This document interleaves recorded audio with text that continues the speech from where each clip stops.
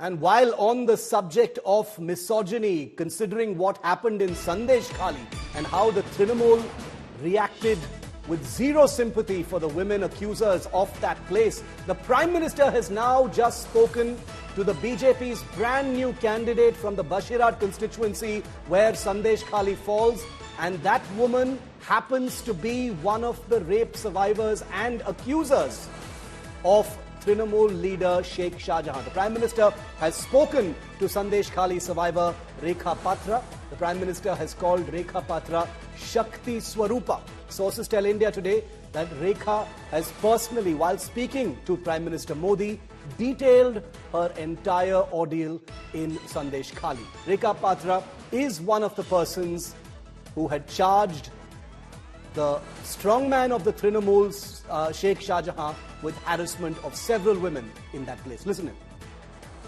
सब लोग खुश है। 2-4 टीएमसी की जो माँ बहन थे, उन्होंने विरोध किया, उन्होंने अभी मान लिया और उन्होंने भी फिर से हमारी पास मैसेज, वीडियो कॉल से मैसेज भेजा। उन लोगों ने जो किया वो तो टीएमसी की बुलाने पर किया है, उन्होंने जोर जबरदस्ती करवाई गई है और नहीं होगा। जो किया उनके लिए उन्होंने माफी मांग रही है। तो हमारे कोई उनका ऊपर कोई दुश्मनी नहीं है, क्योंकि वो हमारे माँ बहन, हमारी भाई बाप है। हम तो सबके लिए लड़ेंगे, क्योंकि उन्होंने हमारे लिए लड़ रही है, हम उनके लिए लड़ेंगे। जो जमीन, जो सम्मान लौटाया जाए, इसके लिए पूरा कोशिश करेंगे। रेखा जी, अभी जो मैं सुन रहा हूं आपको, मुझे लगता है कि भारतीय जनता पार्टी ने आपको उम्मीदवार बना करके बहुत बड़ा काम किया है, क्योंकि राजनीति में बहुत कम लोग ऐसे होते हैं जो ये कहेंगे कि जिसने आपका विरोध किया उसका भी भला हो। और मैं सुन रहा हूं, अभी तो आप चुनाव के मैदान में उतरी हो और आप कह रही हो कि टीएमसी के जिन लोगों ने मेरे खिलाफ किया है उनका भी अन्याय के खिलाफ मैं लड़ूंगी। ये आप बहुत बड़ी बात बता रही हो और मैं सच बताता हूं, देश जब जानेगा कि रेखा पात्रा इस विचार के रखती हैं और सारा देश आप पर गर्व करेगा। मुझे बहुत अच्छा लगा आपके विचार सुन करके।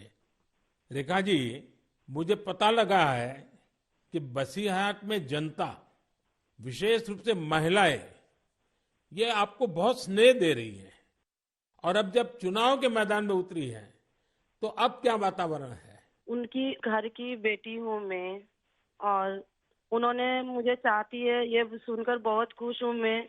और इलेक्शन पे उतर के हमें लग रहा है उनका पूरा सपोर्ट मिलेगा मुझे, और उन्होंने जब पूरा सपोर्ट करेंगे तब ना हम उनके लिए और भी कुछ कर पाएंगे। और हम भी गरीब घर की लड़की हूँ, किसी की घर की बेटी बहू हूँ, तो यही बोलूंगा। मेरे पति भी तमिलनाडु, चेन्नई उधर काम करती है। हमारा फैमिली में बहुत दुख, बहुत परिश्रम करके उनका हमारा संसार चलती है।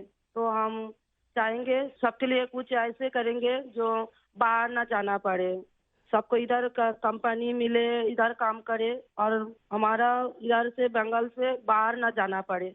इसलिए हम पूरा कोशिश करेंगे। आपका ये जो आत्मविश्वास है ना, आप जरूर दिल्ली पहुंचोगी और आप जरूर चुनाव जीत करके आओगी। रेखा जी, संदेश खाली में आपने इतनी बड़ी लड़ाई लड़ी है, आप एक प्रकार से शक्ति स्वरूपा है। आपने इतने ताकतवर लोगों को जेल भेज दिया। आपको अंदाजा है कि आपने कितने बड़े साहस का काम किया है। हमारा संदेश खाली की माँ बहन की पूरा सपोर्ट थी, इसलिए हम ये कर पाए सब। और उनकी सपोर्ट से आगे भी रास्ता चलेंगे हम, और उनकी साथ लेकर चलेंगे ये रास्ते। हम राम जी की तरह एक भाई, एक बाप हमारी मिला है, तो हम आपका छोटे बेटी की तरह हमारा साथ रहेगा। रेखा जी, हम सब मिल करके माताओं बहनों के सम्मान के लिए, और सिर्फ बसीरहाट नहीं, पूरे बंगाल के लिए, वहां के सम्मान के लिए, वहां के गौरव के लिए हमारी ये लड़ाई है।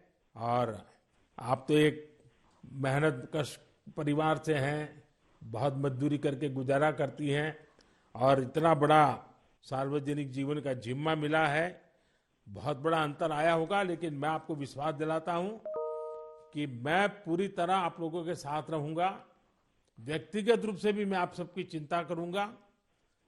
रेखा जी, मुझे बहुत अच्छा लगा आपसे बात करके, और आपका जो उत्साह देख रहा हूं वो मुझे बहुत प्रसन्नता हो रही है कि बंगाल तो शक्ति पूजा की भूमि है, दुर्गा पूजा की भूमि है, और आप उसी शक्ति का पर्याय है। आप जिस मेहनत से, जिस हिम्मत से काम कर रही है वो बड़ी बात है। संदेश खाली की महिलाओं की आवाज को देश के सामने उठाना ये कोई सामान्य बात नहीं है, और आपने जो साहस दिखाया है वो देखकर लग रहा है कि इस बार बंगाल की नारी शक्ति विशेष रूप से हमें आशीर्वाद देगी, बंगाल के उज्जवल भविष्य के लिए आशीर्वाद देगी। मैं जरूर कहूंगा कि जितना हो सके पश्चिम बंगाल के लोगों के बीच केंद्र की बीजेपी सरकार के कामकाज की बात जरूर पहुंचाइए। और अभी वहां जिस टीएमसी पार्टी की सरकार है उससे तो लोग बहुत परेशान हैं। बीजेपी सरकार की कितनी ही योजना हो, वहां टीएमसी सरकार लागू ही नहीं होने देती। आप लोगों के बीच जाकर ये भी बताइए कि कैसे वहां की टीएमसी सरकार की योजनाओं में करप्शन कर रही है,